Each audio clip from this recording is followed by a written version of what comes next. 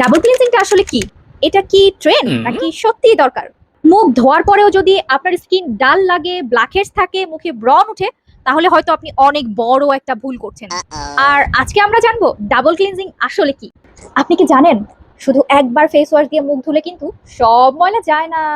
বিশেষ করে আপনি যদি সানস্ক্রিন ব্যবহার করেন, সারাদিন বাহিরে যান, মেকআপ করেন, তাহলে ত্বকের ধুলোবালির কিছু অংশ, মেকআপের কিছু অংশ, সানস্ক্রিনের কিছু অংশ থেকেই যায়।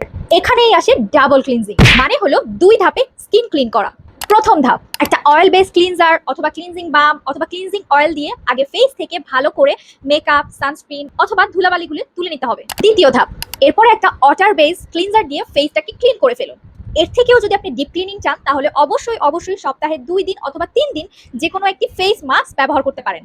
আচ্ছা, ডাবল ক্লিনজিং এর উপকারিতা কি কি? ত্বক ভালোভাবে পরিষ্কার হয়, ত্বকে ব্রণ, ব্ল্যাকহেডস হওয়ার ঝুঁকি কম থাকে, স্কিন সতেজ অনুভূত হয় এবং পরবর্তীতে যে প্রোডাক্ট ব্যবহার করবেন সেটা আরো ভালোভাবে কাজ করার জন্য স্কিনটা প্রস্তুত হয়ে যায়। তবে মনে রাখবেন, সবাইকে ডাবল ক্লিনজিং প্রতিদিন করতে হবে এমন কিন্তু নয়। যদি আপনি মেকআপ না করেন, বাহিরে না যান বা কোনো সানব্লক ব্যবহার না করেন, তাহলে ডাবল ক্লিনজিং সেদিন করার কোনো প্রয়োজন নেই। আপনি কি ডাবল ক্লিনজিং করেন নাকি আজকে প্রথম শুনলেন? কমেন্টে জানাতে কিন্তু ভুলবেন না। আর এমন সহজ স্কিন কেয়ার এবং স্কিন নিয়ে বিভিন্ন টিপস পেতে পেজটা কিন্তু লাইক, শেয়ার এবং ফলো করতে একটুও ভুলবেন না।